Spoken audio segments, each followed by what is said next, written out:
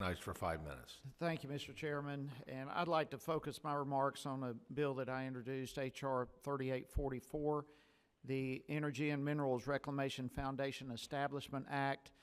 And this piece of legislation, along with H.R. 3843, introduced by Mr. Lamborn, and H.R. 3734, introduced by Mr. Hardy.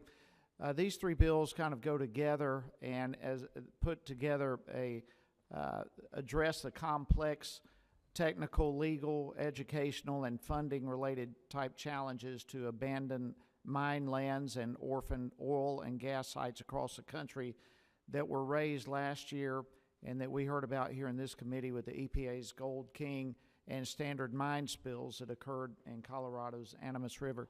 So the basic focus of my legislation seeks to address the funding element of this whole thing, and both with the AML land and the orphaned oil and gas well sites by creating a foundation.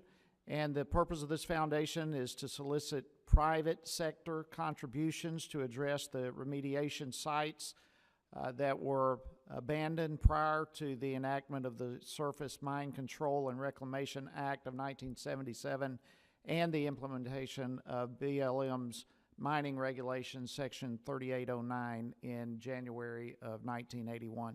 So I would also, he's not here, but I would also like to thank the ranking member of the Energy and Mineral Resources Subcommittee, Mr. Lowenthal, for his willingness to work with us in a bipartisan manner to make some changes to the bill to help sharpen the focus of the foundation while at the same time allowing the foundation to solicit private donations in this whole project.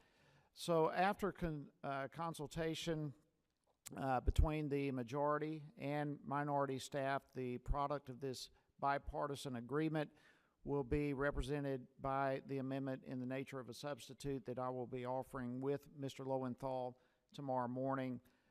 Under the amendment, under this amendment, individuals who donate to the foundation will have the ability to specifically direct how they would like their money to be spent, and this, of course, provides the foundation with the ability to raise more with the provision that divides general donations equally through the various areas of the foundation. So, Mr. Chairman, I'm pleased that the end product of this bipartisan amendment will make a huge step in the right direction as it relates to solving and involving the private sector in ways that will help us deal with future spills like we saw with the Animas River. So again, I commend Mr. Lowenthal for his willingness to work with me and hope that all the members here of the committee will support this bipartisan amendment tomorrow in the nature of a substitute. And so I encourage our colleagues to support this bill as well as H.R. 3843 and H.R. 3734,